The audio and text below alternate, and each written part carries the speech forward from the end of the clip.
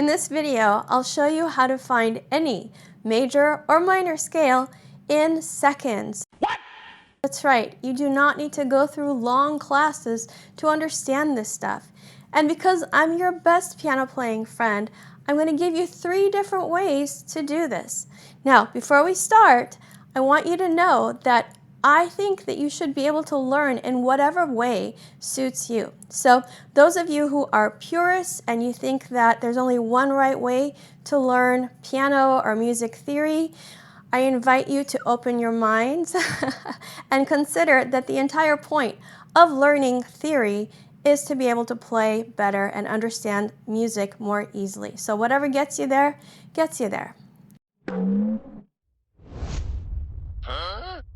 The reason you should understand and be able to play scales is because all music is made up of fragments of scales. And if you want to play piano easily and understand the music that you're playing and memorize it and remember it better, you definitely need to know about scales, not just the theory, but also like in your fingers. Now, we're going to start at the circle of fifths. I was taught at an elite level basically my entire life. From childhood, I went then into college, had an undergrad degree in piano performance, including a 1-year focus on teaching piano to other people. And then I completed a master's degree in piano performance. And in all those years and in all that time, the only thing that I learned about the circle of fifths was to memorize how the letters were arranged around it and that they represented how many sharps and how many flats each key had. That was the only thing that I knew about the circle of fifths. So when I was far enough removed from academia that I started to think for myself, I said, self, there's a circle of fifths and everyone is forced to memorize it. What is the point? So then I really like finding patterns and stuff. I actually looked at the circle of fifths, maybe for the first time in my life, and I started to see patterns in it. All right, so that's where I'm gonna start teaching you from. We know that the circle of fifths, basically it looks like a clock, but instead of the numbers, we've got letters. We've got C at the 12 o'clock, and then we go clockwise going up in an interval of fifths. So if we start at C, we go up 5 notes, 1, 2, 3, 4, 5. Then G is at the 1 o'clock position, and so on. If we go counterclockwise on the circle of fifths, we're going up a fourth. So here's C. If we go 1 space counterclockwise, so basically 11 o'clock, 1, 2, 3, 4. We go up only 4 notes. And the next note is F. All right, so here is where the really cool stuff comes in about scales. If you look at the circle of fifths, you can see that notes are grouped in a certain way, and I'm going to show you how to find those groups really quickly, literally in seconds, so that you can find major and minor scales. So let's take the key of C major just for fun. Okay, we're going to find C on the outside of the circle. There it is. Around it, if we go to the left, we see F. If we go to the right, we see G. So we're going to group those 3 notes together. And then from those 3 notes, we're going to go inside the circle to their corresponding letters inside the circle. So you have D, A, and E. Now, if we arrange those 6 letters in alphabetical order, C, D, E, F, G, A, we have the first 6 notes of the C major scale. What letter are we missing in the alphabet? B. And if we look to the right of E on the circle, we see that there's a B there. So basically, we're taking the 6 letters that are closest to each other, and then we're adding 1 more, and that is the letter that is missing from the alphabet that we have so far. All right, so that works for C major. Does it work for every major scale? Come on, you know it does, but let's just do another one to prove the point. Let's take a scale that people think is really, really hard to remember to play, B major. Okay, so let's find B on the outside of the circle. We're gonna look clockwise and we see F sharp. We're going to look counterclockwise, we see E. If we look inward from those three letters, we also see D sharp, G sharp, and C sharp. So let's put these letters in alphabetical order. B, C sharp, D sharp, E, F sharp, G sharp. There's only one that's missing, and that note is A sharp. So if we look inside the circle, we'll see that A sharp. Now, next step is to play it, right? So here is that B major scale. B, C sharp, D sharp, E, F sharp, G sharp, A sharp, B.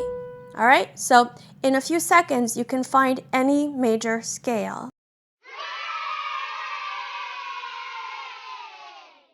So how do we find the minor scales? Very easy.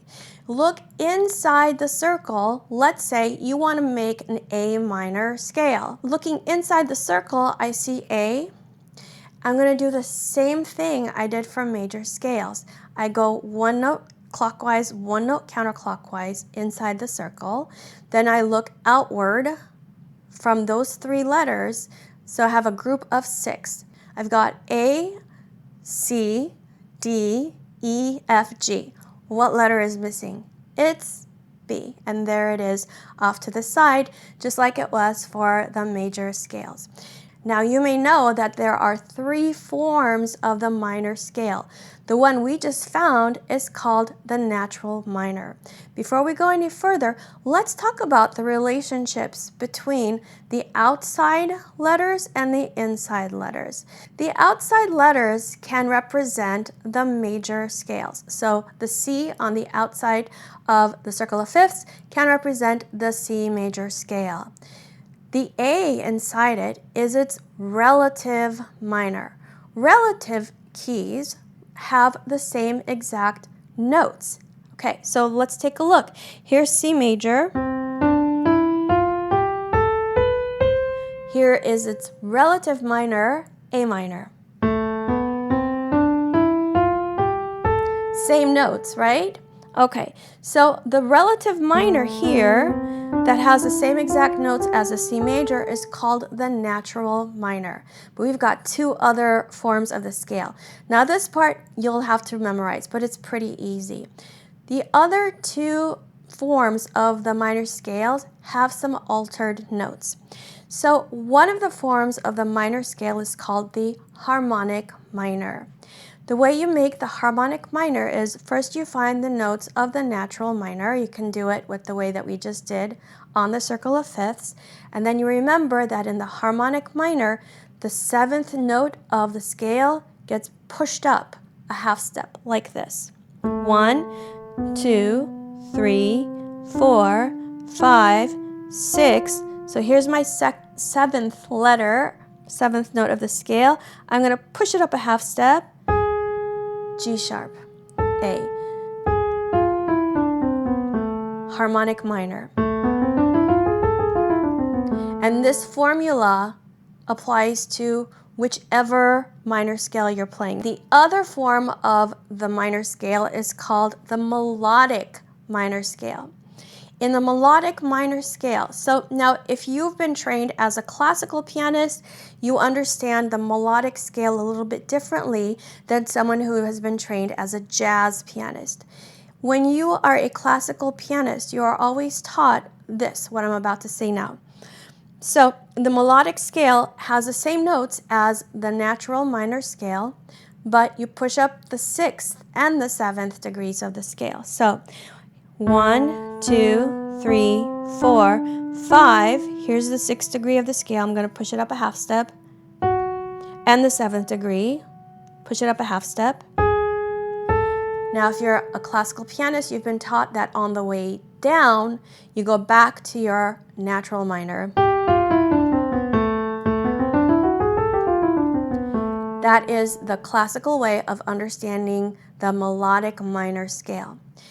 If you're a jazz pianist, you don't do that. You play the same form going up and down.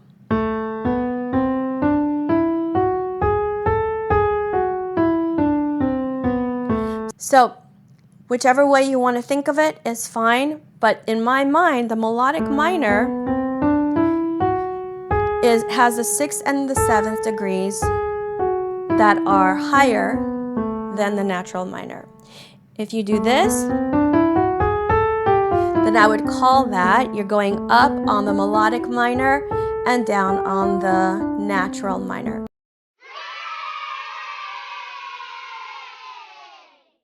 That is how you find major and minor scales strictly from the circle of fifths, and you do it with grouping the notes together. Now here is way number 2 of finding any major or minor scale on the circle of fifths. So at the top of the circle, C major or A minor, you have no sharps and no flats. When you go clockwise on the circle of fifths, every time that you move, you add 1 sharp. So if you go from C major to G major, you add 1 sharp. The sharp you add is always the letter before the name of the scale. So G major, what's the letter before G? It's F, so you add F sharp. Okay? So F sharp. That's G major. So if we move 1 more clockwise, we still keep our F sharp, but we add 1 more sharp. So we're going next to D major. What sharp are we going to add? Well, what's the letter before D? Did you say C? Good. So we're going to add C sharp. It's always the letter right before the name of the scale. So you keep the F sharp and you add the C sharp. Let's try it, starting on D.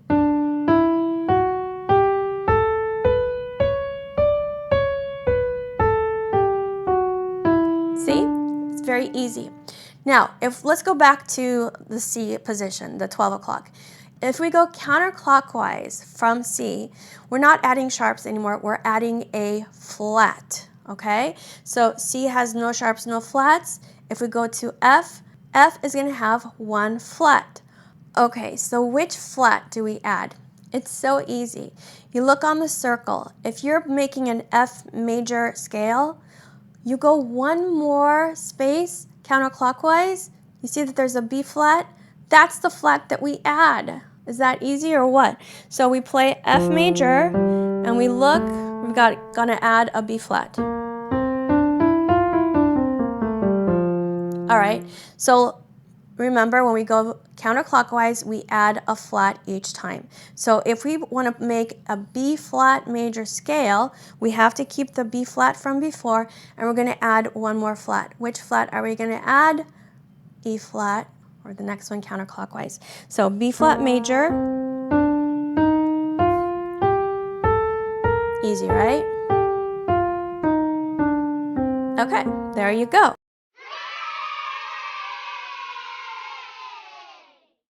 That's how you find the major scales. How do you find the minors? Well, you go back to what we've already learned. Remember that the natural relative minor of whatever major scale you're looking at has the same exact notes. And if you want to play the harmonic minor, then you raise the 7th degree of that minor scale. If you want to play the melodic minor, you raise the 6th and 7th degrees of the scale. All right. Now, here's the last way that you can find any major or minor scale. Let's learn the concept of tetrachords. Tetrachords are chords, basically 4-note scales, okay? So if we start on C, this is our tetrachord. Let's take it apart and figure out how it's put together.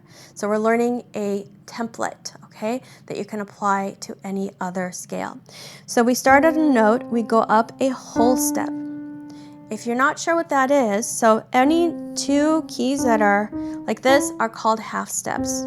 You put together 2 half steps, you've got a whole step, okay? So tetrachord, you start on a note, you go up a whole step, and a half step. That is a template, a formula that you can apply on any key, all right? Right now we're in the key of C. That's the first tetrachord. We need another tetrachord. Well, we haven't played this note yet, so we're going to start on the next note, G. The tetrachord formula, remember, whole step, half step. It's the same one. Whole step, half step. If we start on G, whole step, half step. Again, if you're playing C major, it's very easy to see. So here's one more thing you have to remember. There is a link that ties those two tetrachords together. The link is going from the last note of the first tetrachord to the first note of the second tetrachord. That's a lot of numbers. This is always going to be a whole step. So let's put that into use. So we start here. First tetrachord, say it with me. Whole step, half step. Now the link is a whole step. So go up a whole step from here. That's the first note of your next tetrachord. Ready? Here we go. Whole step, half step. That is your C major scale. Let's try one more just for fun. Let's start on A flat, okay? Do it with me. So play your A flat. We're going to make the first tetrachord. Whole step, half step. Easy to remember, right? So we go up a whole step, then a half step. That's the first tetrachord. Now we need the link. That's a whole step. That's the link. All right. So this is the first note of our next tetrachord. So from here, go up whole step, half step. There is your A flat major scale.